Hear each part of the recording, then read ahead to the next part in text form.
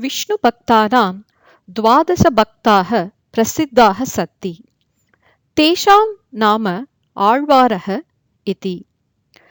तेषां भक्तानां पेरियाळ्वारः गोदा अपि स्तः। गोदा तस्याः भक्त्या विष्णुना सह विवाहं कृतवती। वयम् इदानीं तत् दिव्यविवाहं पश्यामः।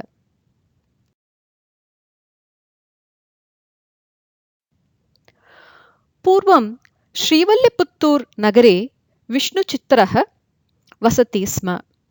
सः सदा विष्णुभक्त्या देवालये सेवां करोति स्म। सः विष्णौ बहूनि सूक्तानि अपि लिखति स्म। विष्णुचित्रस्य अन्येकनाम पेरियाळ्वारः। एकदा सः देवालयस्य कूपः समीपे शिशुं दृष्ट्वा करुणया शिशुं स्वीकृतवान्। भूमि मे शिशुं दत्तवती, अतः गोदा इति नामं करोमि इति आनन्दम् अनुभूय तस्य गृहं शिशुम् आनीतवान्।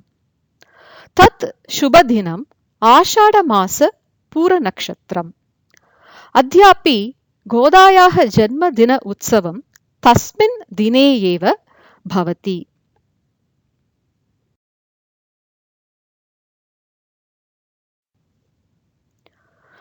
बाल्यतः गोदायाः विष्णुभक्ति आसीत्। तस्याः भक्ति दासीभावे आसीत्। विष्णु एव मम पतिः, तत् चिन्तनं सदा तस्याः मनसि आसीत्।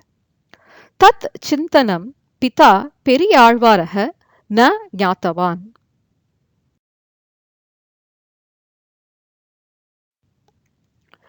श्री पेरियाळ्वारः प्रतिदिनम् एकं पुष्पमालां देवालयम् आनीय श्रीरङ्गमन्नाराय समर्पितवान्।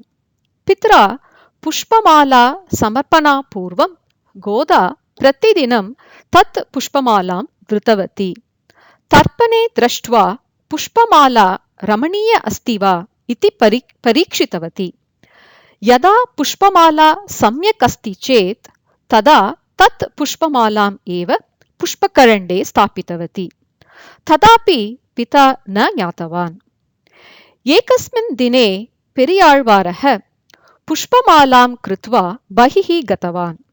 तस्मिन् समये गोदा तत् पुष्पमालां धृत्वा तर्पणे पश्यन्ती आसीत्। तस्मिन् समये पेरियाळ्वारः गृहम् आगतवान्। तत् दृष्ट्वा बहु कुपितवान्। भवती अपचारं कृतवती। तत् माला अहं विष्णवे न समर्पयामि। अहं पुनः पुष्पमालां करिष्यामि इति उक्त्वा उद्यानम् आगत्य पुष्पाणि आनीतवान्। नूतना पुष्पमालाम् अपि कृतवान्।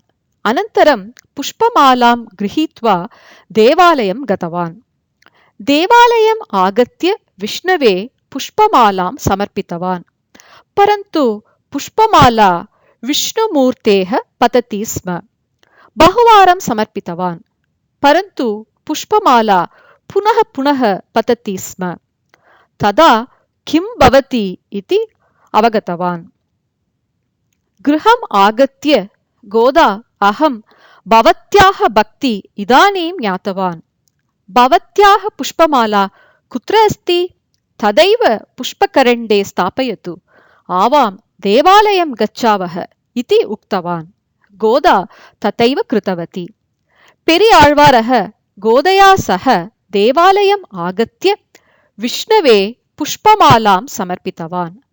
इदानीं पुष्पमाला विष्णौ तिष्ठति स्म। मूर्तेः न पतति स्म। अनेन वयं गोदायाः भक्त्याः महत्त्वं जानीमः।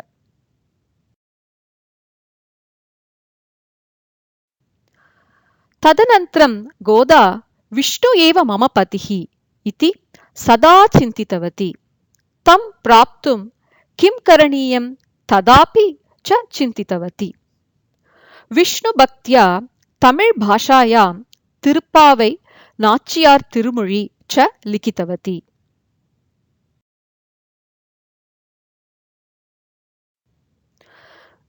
तिरुप्पावै सूक्ते 30 कविताः सन्ति। मार्गशीरमासे पावै व्रतम् इति एकं व्रतं कृतवती। प्रतिदिने प्रातःकाले उत्तिष्ठवती। तस्याः मैत्र्यः गृहाणि गत्वा मैत्र्यः सङ्गृहीतवती। अनन्तरं ताः तिरुप्पावै सूक्तात् एका कविता स्वीकृत्य सङ्गीतवत्यः, देवालयं गतवत्यः च। तिरुप्पावै सूक्ते वेदासारम् एव अस्ति। गोदा तिरुप्पावै सूक्तेन भक्तिमार्गं प्रदर्शितवती।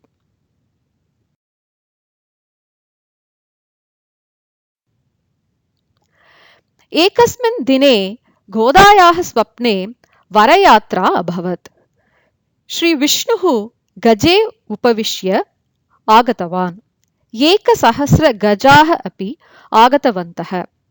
वयं पूर्णकुम्भेन सह विष्णुं स्वागतं कृतवन्तः। अनन्तरम् अहं विष्णुं विवाहं कृतवती इति तस्याः स्वप्नस्य विवरणं कृतवती। तस्याः स्वप्नं चिन्तित्वा वारणम् आयिरम् इति तमिळ् भाषायां कविता अपि लिखितवती। तस्मिन् समये आकाशे अशरीरी अभवत्। गोदायाः विवाहं श्रीरङ्गनगरे भविष्यति, तत्र गच्छतु इति।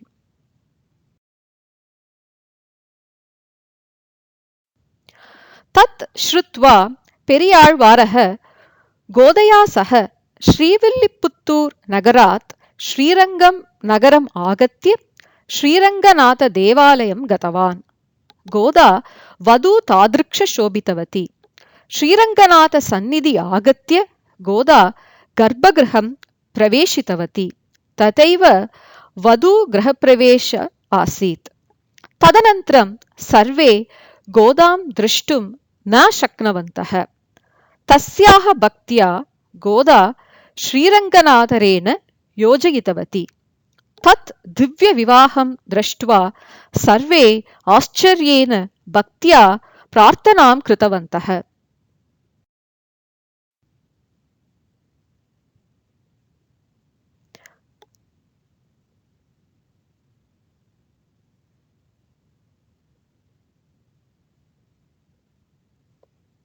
वयमपि गोदा समेत श्रीरङ्गनाथस्य कटाक्षं प्राप्तुं प्रार्थनां कुर्मः। गोदा विवाहम् इति समाप्तः। धन्यवादः।